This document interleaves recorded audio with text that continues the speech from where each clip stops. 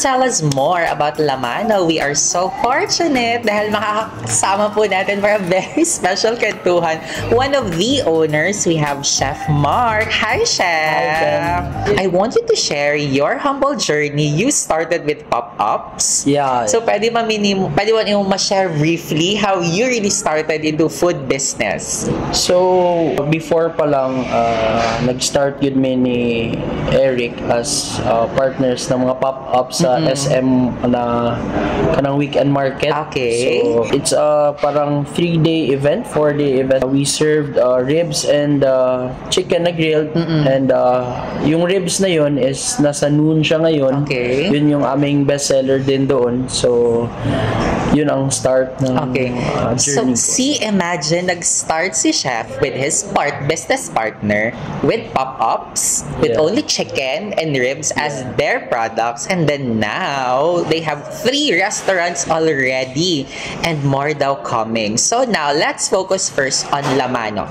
So from that pop-up experience, Chef, you mentioned pandemic hit, so nag-shift, na-redirect, and then so now what inspired you to start or open up Lamano? It all started with the team. So nabuo ang team with me, Eric, Adrian, and Jaru.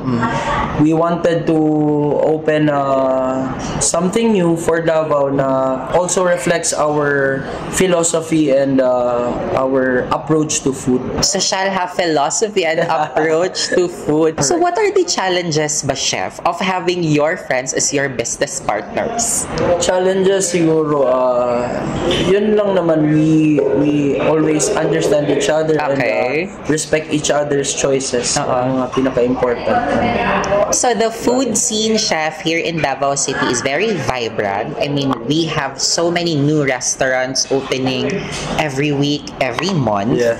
So, kamo ba here sa Lamano, what is your vision contributing to the food scene naman here in Davao City? So, we see Lamano as a progressive restaurant na always highlights and elevates the flavors of the Davaoeño palate. Maupod na mo napili ni na concept and cuisine because personally kami upat hilig mig Filipino food and knowing na sa Davao palate hilig yun nato ang Filipino side na dishes, so that's why na confident pod mi sa amo ang choices. Our food is very comforting and in a sophisticated way na each and every ingredient na amo ang ginabutang sa food is ginapili yun na mo ang mga ingredients. And guys, I tell you, many times ako nakadine here, the peg is really intimate lang. So, kung gusto ninyo family time, friends time, or sana all yung mga date moments, so this is really the perfect place. And also, ang amo-apong cocktails is very fresh and well curated by Chef Kalel Demetrio. So, well known po na siya na bar mixologist. Very Davao-based ingredients po ang gamit yun. Okay, because you are also supporting our local farmers. As much as possible. Ang tanan ingredients ko na mo is from Davao, local markets, we promote them. So this is a mix of Filipino and Spanish dishes. So as much as I want to try all in their menu, kaya i-serve ni Chef, pero di na ako kaya kaunon. So we only have few sa ato ang table na itry na. We will start with the classic Spanish gambas. So it's shrimps na sauteed in olive oil, garlic, and chilies. Then topped with chopped parsley. Ooh. Together, pwede mo i-pair with bread. Actually, sa appearance pa lang gayon sa shrimp, guys, gawa sa very generous ang size niya. Yes. The flavor is very fresh. Medyo manamis-namis siya. A sign for me na fresh good ayo. Very simple lang siya. Oil-based siya, Chef, right? Olive oil. Pero naa siya different kick or flavor na magpa-identify sa iyahan na this is a Spanish version. Na siya kick, but sakto lang. Oo. This one is our hamon croquetas. Siya bechamel na amo ang i-mold into balls with cheese and then hamon inside. We deep fry it.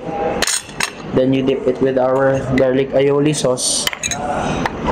Social. Let's see. So far ha, sa duha pa lang guys ha, amazing na siya. So can you parang share lang the process of coming up with everything on your menu? I mean, unsa ka tedious ang naging process, ang collaboration, unsa ang mga considerations in coming up with this kind of lineup sa inyong menu? So with our menu, no, we also had the Advice group na nagtabang sa amuan na which we are very happy to be working with them. Sila Chef Shele Gonzalez, Chef Carlos Villaflor, yes, and Sir Cyril Addison. Combine me and naka-develop me og ingani na items sa menu na kabalo mi na maganahan ang Davaoenyo people.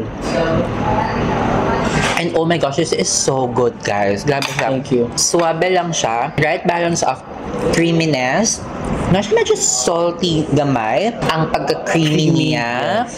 And then once you bite it, kanang mura siya melt in your mouth yun kaayo. It's so good. In fairness, For next, you can try our caldereta lasagna. Yung typical caldereta lasagna. Yung typical na caldereta natin na very comforting.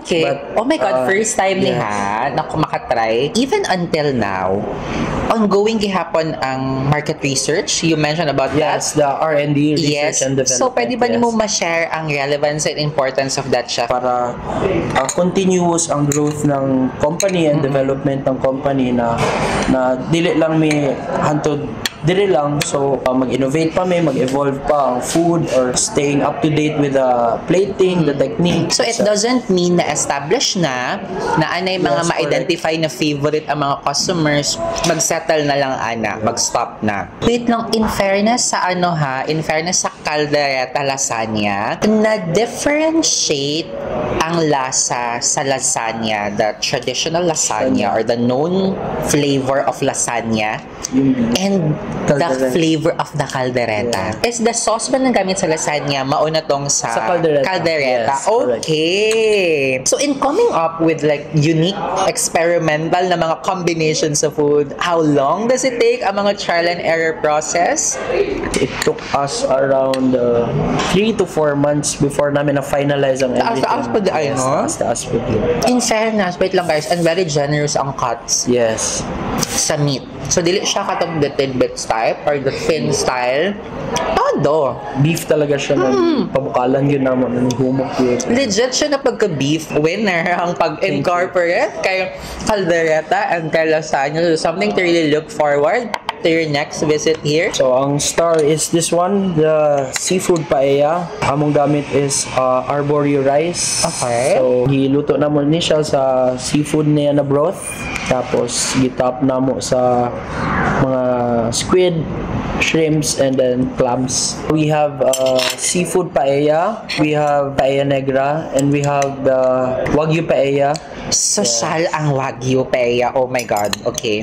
So, We also have din the chicken inasal paella. So, chicken inasal. mixed na naman siya na Filipino and Spanish na Okay, flavors. yes. Ang favorite part na ko, and makaingon ko na good or lame or legit ang paella is the tutong taste Yes, yung niya. sukanat. Yes, in fairness, na siya. The quality of the rice that they use here is so legit.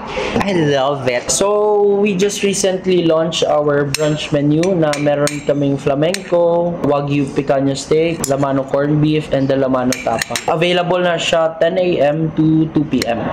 every day. Guys, imagine having wagyu as breakfast or lunch or brunch.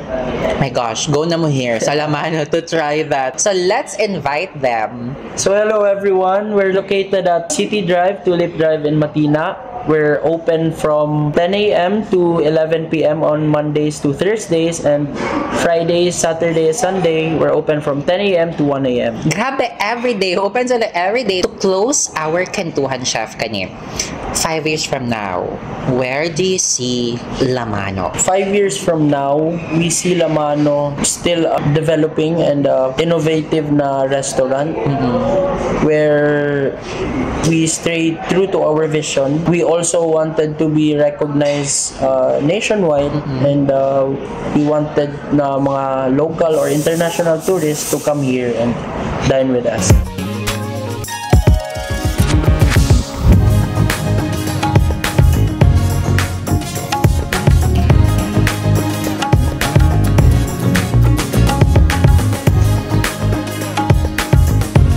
Love local! Support local.